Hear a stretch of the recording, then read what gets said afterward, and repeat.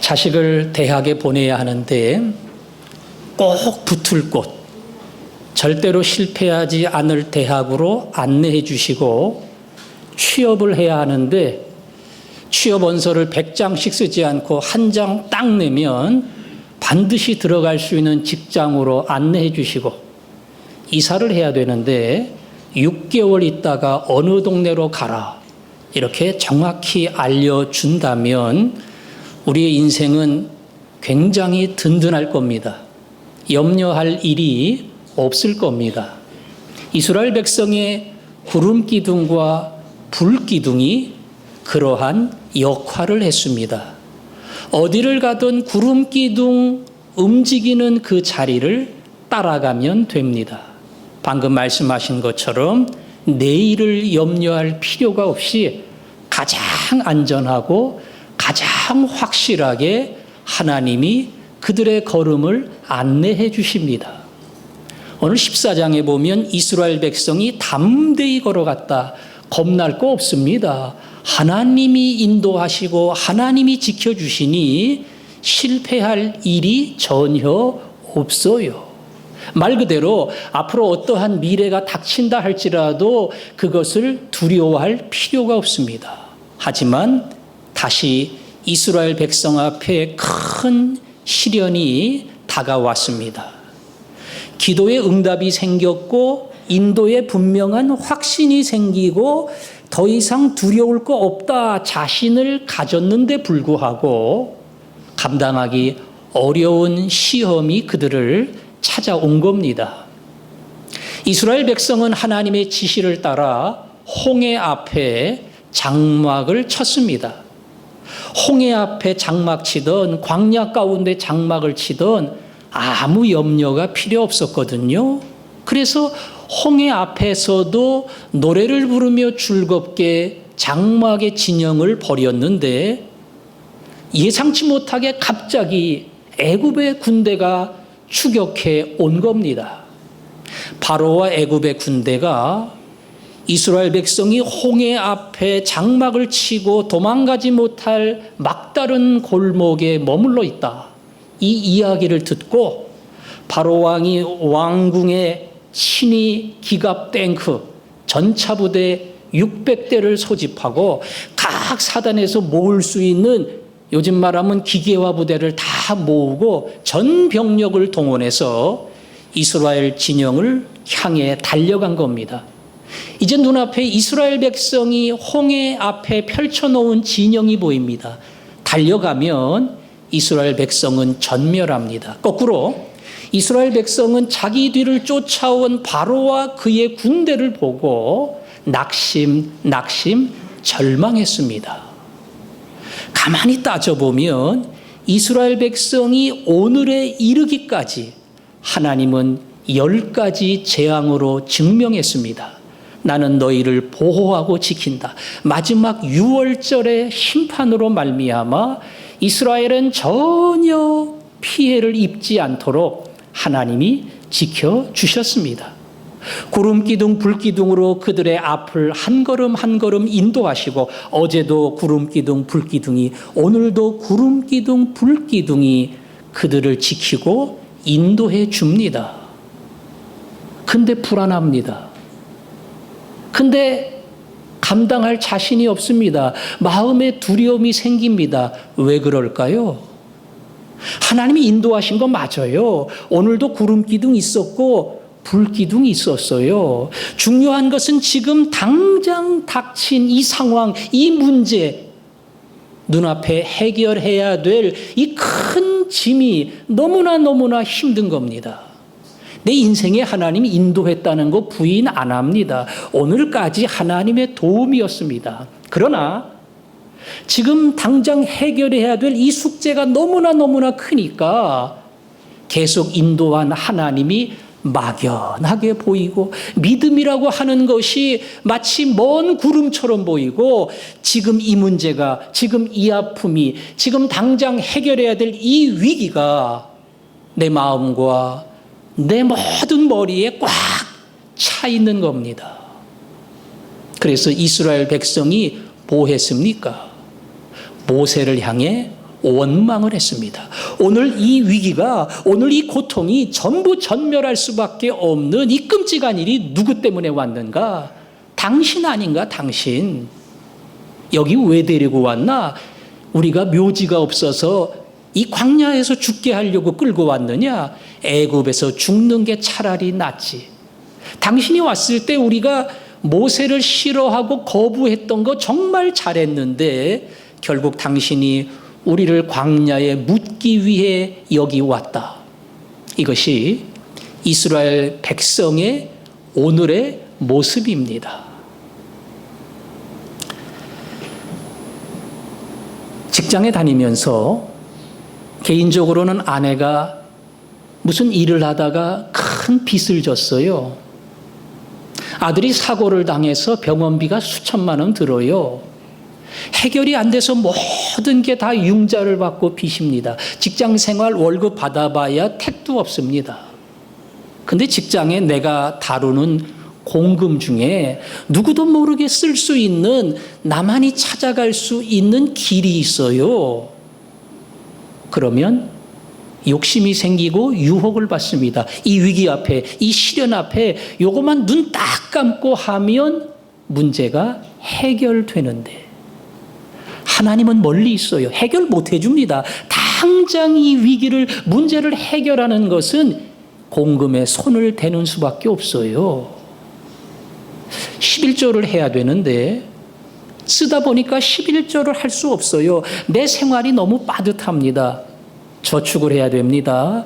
그거 다 돈 물고 나면 11조 할 여유가 없어요. 그게 오늘의 문제입니다. 오늘의 현실입니다.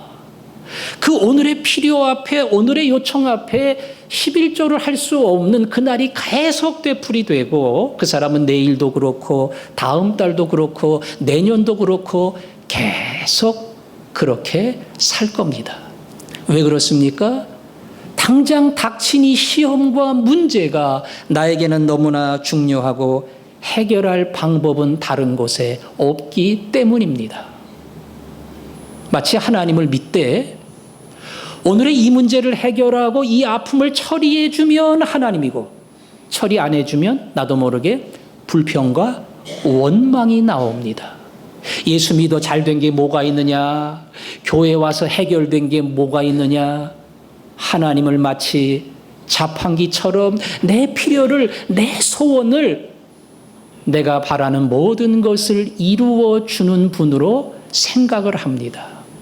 하나님은 인격적인 분입니다. 그리고 사랑으로 우리와 관계를 맺기 원합니다. 여러분 가운데 누구도 하나님은 자판기야, 이러신 분은 없을 겁니다.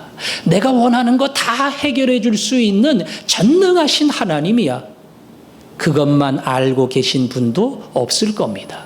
하나님은 우리와 깊은 관계, 신뢰의 관계, 사랑의 관계를 맺기 원합니다. 얼마 전 방송에서 아내가 17년 전 교통사고로 1급 장애가 된 부부의 이야기가 나왔습니다. 두 분 다 노인이 되었는데 남편은 거진 60대 후반쯤 된 것 같아요. 식물인간이 된 아내가 1년 전부터 호전이 되어 더듬더듬 말을 합니다. 뇌의 상태는 많이 좋아져서 남편과 낱말 이어가기를 하고요. 거진 아내가 이깁니다. 의사도 1년 전부터 놀라운 호전을 보이고 있다. 남편이 매일매일 간병을 했습니다. 소원이 뭔가요? 네, 우리 아내가 집으로 돌아가는 겁니다. 여러분, 그 남편이 1년 간병하고 2년 간병하면서 너무 힘들다. 아내도 불쌍하지만 내 인생도 아내 뒷바라지 하다 보면 이거로 다 끝날 거야. 난 도저히 이거 감당 못해. 그리고 어디로 도망가 버렸다면, 거긴 정말 인격적 사랑의 관계는 아닐 겁니다. 어제도 제가 결혼 주례를 했고요. 이 돌아오는 주간도 주례를 합니다. 주례를 할 때 제가 이런 서약을 받습니다. 힘들 때나 좋을 때나 건강할 때나 병들어서나 이 사람을 변치 않고 사랑할 것을 약속합니까? 그때 건강할 때만 하겠습니다. 이런 사람은 없어요. 병들 때도 합니다. 그리고 좋을 때뿐 아니라 약할 때도 합니다. 이게 인격적 관계, 사랑의 깊은 관계 아니겠습니까? 하나님은 우리와 그런 관계를 맺기 원합니다. 무엇이 되어지냐 안 되어지냐, 앞에 홍해가 있느냐, 뒤에 누가 추격해 오느냐, 이거와 전혀 관계없이 하나님, 오늘 제가 힘이 듭니다. 오늘 이 시련을 감당할 수 없습니다. 그러나 하나님이 나를 사랑하시는 것을 믿습니다. 제가 그 믿음이 변함이 없기 때문에 앞으로도 변치 않고 하나님 앞에 믿음의 자녀로 살 겁니다. 어려울 때에, 힘들 때에, 원망과 투정과 불평이 아니라 오히려 이 깊은 신앙을 고백할 때마다 알지 못했던 하나님의 뜨거운 가슴, 그리고 내 모든 것을 책임져 주시는 그분의 전능하신 능력, 그것을 여러분도 만날 줄로 믿습니다. 홍해 앞에 섰을 때에 가장 무거운 짐을 진 사람은 누구겠어요? 모세지요, 모세.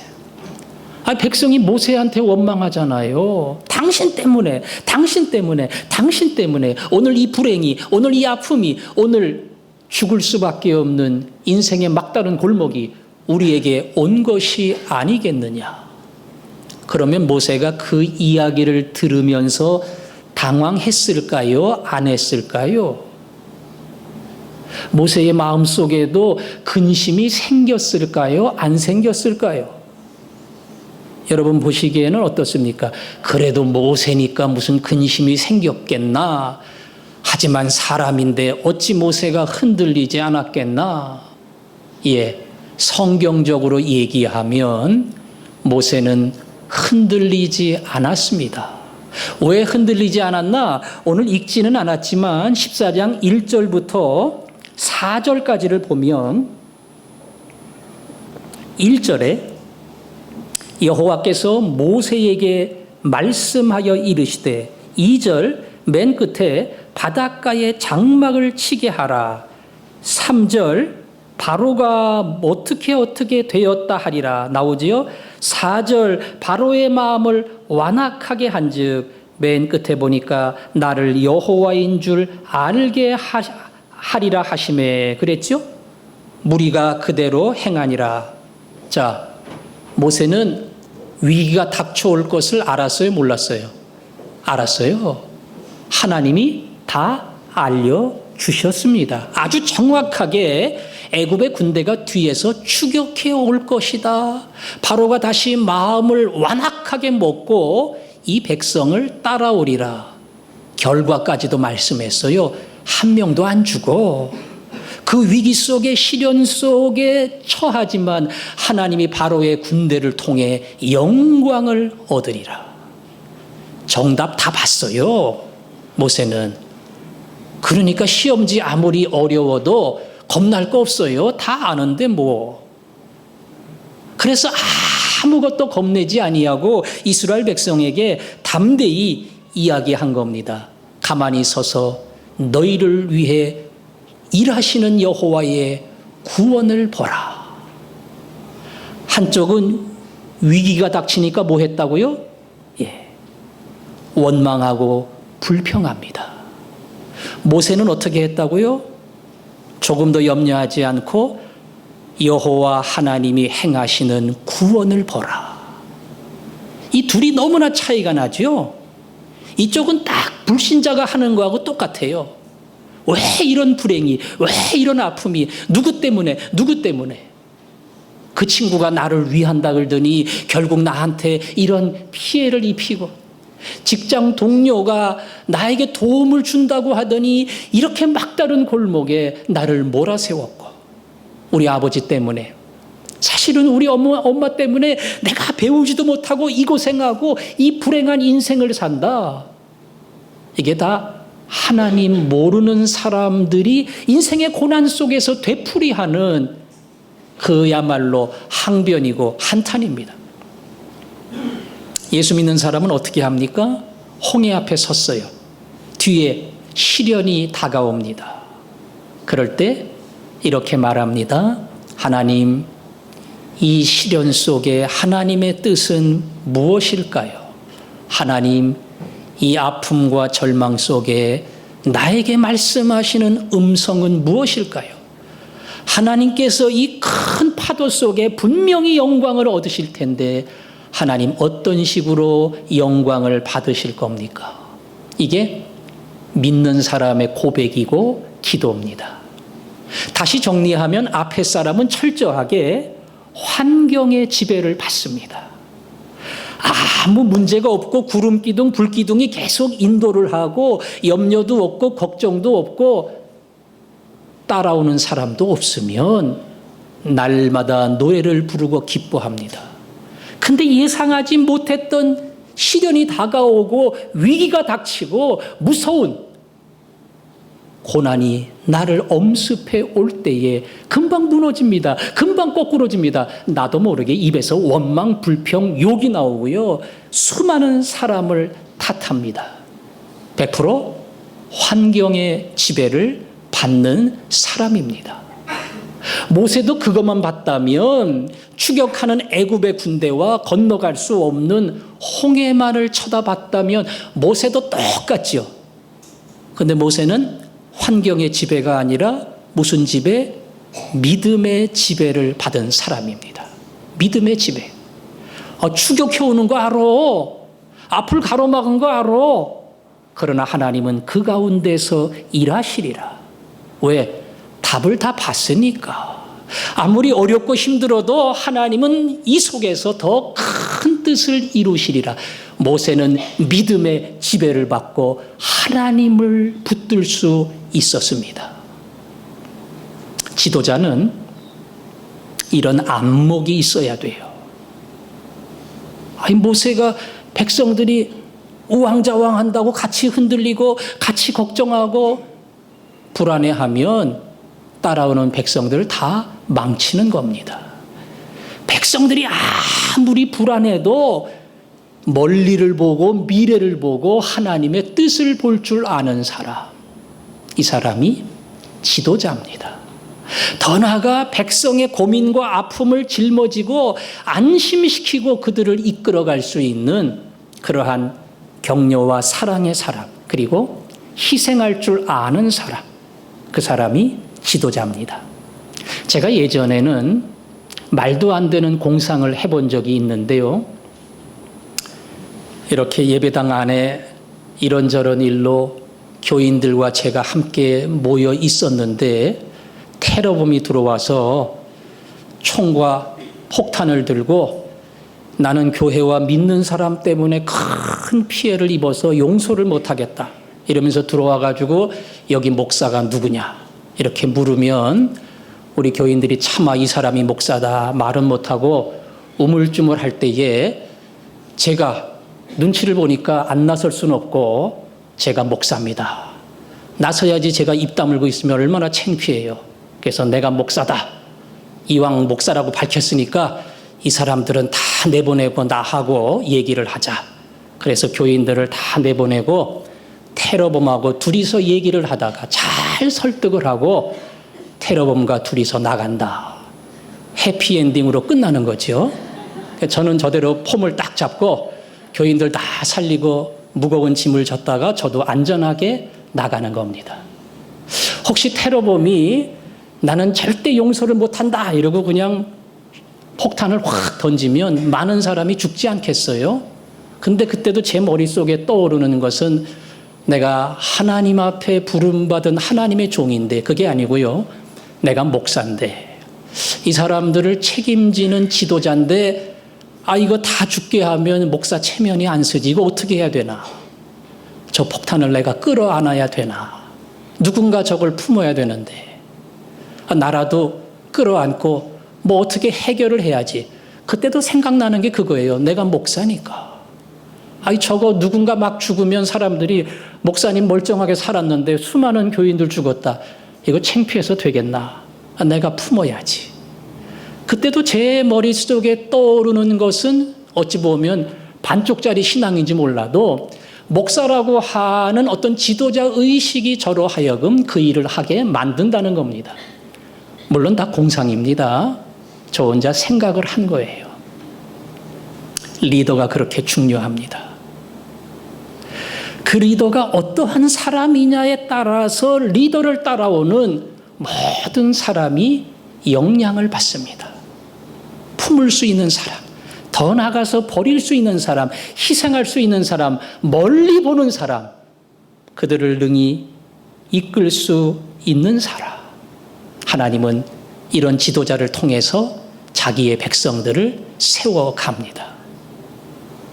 오늘 성경에 보니까 하나님이 모세를 통해서 이러한 일을 이루었습니다. 홍해를 가를 때에 지팡이를 든 모세가 홍해를 딱 가리키니까 홍해 바다가 쫙 쪼개졌어요. 하나님이 모세를 쓰지 않고 이건 하나님이 하시는 거다, 그걸 증명하기 위해서 하늘로부터 음성을 들려주시기를 홍해 바다를 바라보라. 그런 다음에 홍해 바다를 그냥 쫙 하고 나누었으면 사람들이 다 우와, 우리 하나님 대단하시다 이러고 감탄과 박수를 보냈을 겁니다. 근데 모세가 그 일을 했어요. 모세에게 빨리 지팡이 들고 바다를 가르치라. 그래서 모세가 딱 하니까 홍해 바다가 쫙 갈라졌습니다. 하나님이 혼자 다 하면 되는데 뭘 그렇게 귀찮게 모세한테 시켜요. 하나님이 혼자 해야 영광이 드러나고 하나님의 이름이 더 알려질 텐데 왜 자꾸 모세한테 그 일을 하라고 해요? 누구 높이는 겁니까? 모세를 높이는 겁니다. 지도자 모세를 세워주는 겁니다. 여호와 하나님의 일이 모세를 통해서 나타난다고 하는 모세를 향한 하나님의 계획을 보여주는 겁니다. 그래서 오늘 14장 맨 끝절에 가면 14장 31절에 그런 말이 있어요. 모든 사건이 다 지난 다음에 백성이 여호와를 경외하며 여호와와 그의 종 모세를 어떻게 했더라? 믿었더라.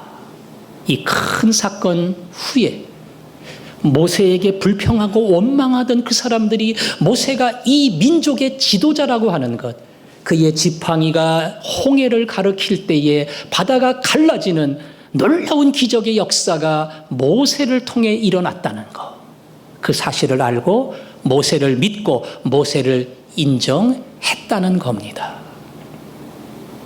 아무리 제가 설교해도 여러분은 모세는 아니잖아요. 그렇죠? 200만 가까운 백성을 이끄는 지도자는 아니죠. 목사는 최소한도 여러분을 이끌어가는 영적인 지도자입니다. 우리 장로님들도 교회와 자기의 맡은 지체들을 품고 섬기는 지도자입니다. 가장도 내게 맡긴 가원들을 위해 기도하고 사랑하고 희생하는 지도자입니다. 교사도 맡겨주신 아이들을 품고 세워가는 지도자입니다. 아버지, 어머니도 내 아들, 내 딸을 책임진 지도자입니다. 결혼을 안 해도 믿음에 먼저 선배된 사람은 후배된 사람을 원하든 원치 않든 이끌어가는 지도자입니다. 그 지도자를 보고 어떻게 저럴 수 있어? 바라보고 쫓아오는 사람 큰 상처 주고 망치는 겁니다. 아버지 엄마를 보면서 존경이 가고 우리 아버지처럼 돼야지, 엄마처럼 돼야지 아름다운 지도자가 되는 겁니다. 환경을 따라가지 아니하고 믿음의 법을 따르고 내 뒤에 500명을 붙여주던 5명을 붙여주던 1명을 붙여주던 모세의 마음을 가지고 믿음의 법으로 제가 주님을 섬기겠습니다. 그 마음을 먹고 나갈 때마다 여러분이 살고 여러분을 따라오는 사람도 일어나고 이스라엘 백성을 살리는 하나님의 역사가 일어날 줄로 믿습니다. 정말 홍해가 갈라졌습니다. 이집트의 왕자라고 하는 15년 전인가 상영된 애니메이션, 만화 영화가 있어요. 보신 분도 있을 겁니다. 만화 영화는 만화니까 그 장면을 마음대로 묘사할 수가 있어요. 홍해가 갈라지고 이스라엘 백성이 건너가는 그 장면을 어떻게 묘사를 했을까? 홍해가 쫙 쪼개집니다. 그 가운데 막 넓은 길이, 뭐 어찌 보면 축구장과 같은 넓은 길이, 그래야 200만이 다 건너가지요. 밤중에 그 넓은 길이 펼쳐지고 구름 기둥이 그들의 가는 길을 밝혀줍니다. 왼쪽에 이 바닷물은요, 거기는 뭐 15층, 20층 아파트처럼 밑에서부터 위에까지 쫙 올라서 서 있어요. 걸어가던 어린아이가 저쪽에 어마어마한 고래가 달려오니까 겁나가지고 눈이 땡그레졌는데 달려오다가 유리에 부딪혀서 돌아갑니다. 물론 다 상상이죠. 우리가 만일 그 시대에 가서 홍해를 함께 건널 수만 있다면 얼마나 황홀할까. 이건 두 번 다시 경험 못하는 거예요. 인생에서 나타날 수도 없는 사건입니다. 아마 그날 거기를 걸으면서 어린애뿐 아니라 어른도 할아버지 할머니도 모두가 와 수족관 구경하듯이, 사실은 뭐 엄밀히 따지면 밖에 고기들이 안에 사람 구경하는 거지요. 양쪽 수족관을 구경하면서 그냥 그 길로 쫙 걸어가는 겁니다. 황홀한 역사가, 승리의 역사가 이스라엘 백성을 통해서 펼쳐집니다. 조금 전까지는 어떤 상황이었어요? 죽는다, 끝났다. 그러고 고함 질렀어요. 당신 때문에 우리 다 죽게 생겼다. 광야에 다 묻으려고 하느냐? 이게 이스라엘 백성들의 소리였고 그리고 외침이었습니다. 그런데 홍해를 가르며 하나님의 위대한 역사가 펼쳐질 때에 상상할 수 없는 사건이, 승리의 놀라운 경험이 펼쳐진 겁니다. 최대의 위기, 이건 끝난 거예요. 추격해오는 애국 군대를 막을 재간도 없고 이 어마어마한 바다를 건너갈 수도 없어요. 다 끝난 겁니다.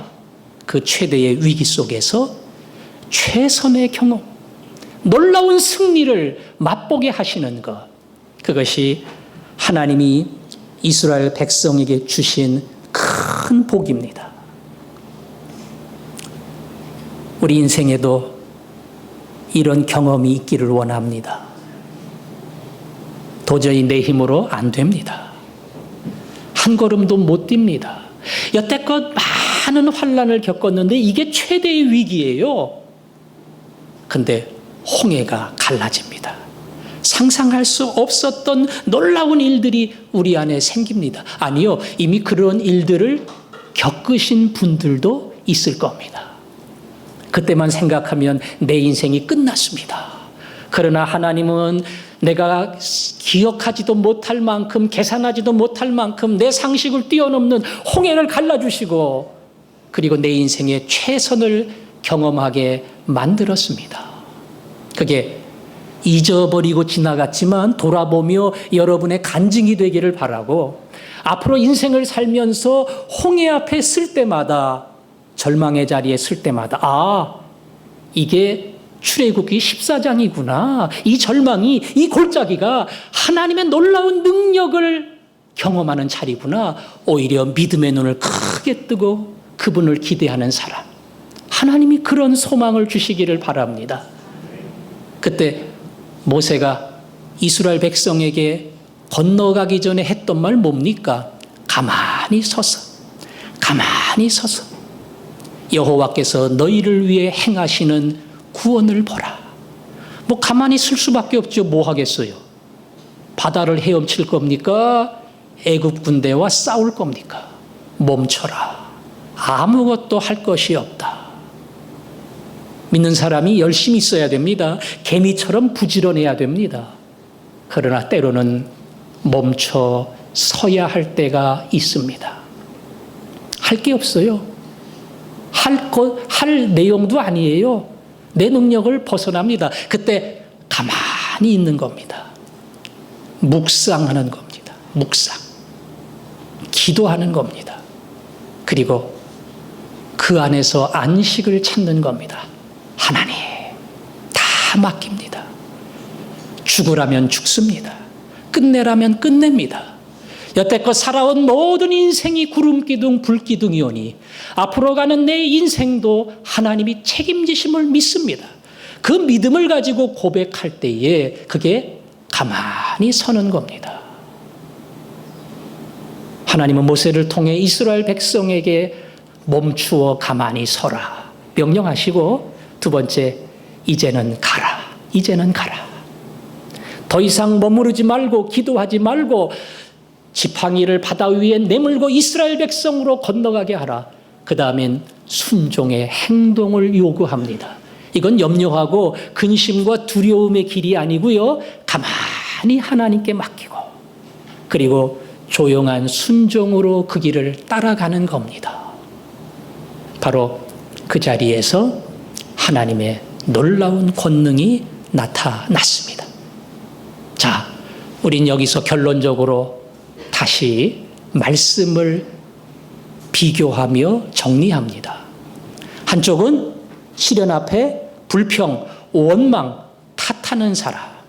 한쪽은 환경이 아니라 믿음의 지배를 받고 그 절망 속에서 하나님을 붙드는 사람.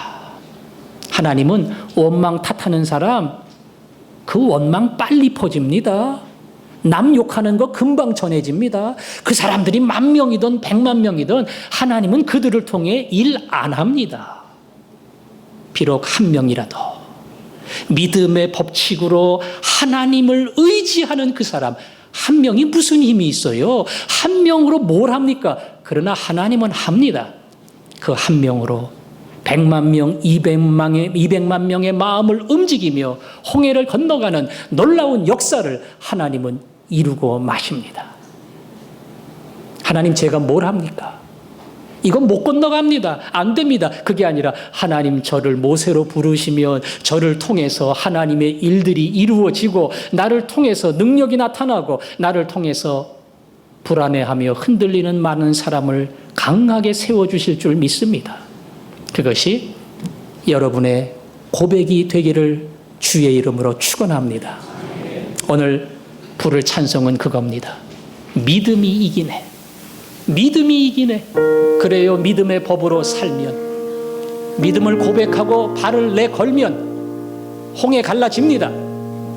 아무리 애국 군대가 추격해 온다 할지라도, 해결하지 못할 숙제가 내 앞에 있다 할지라도 그 믿음으로 나아갈 때마다 하나님의 위대한 역사가 일어날 겁니다.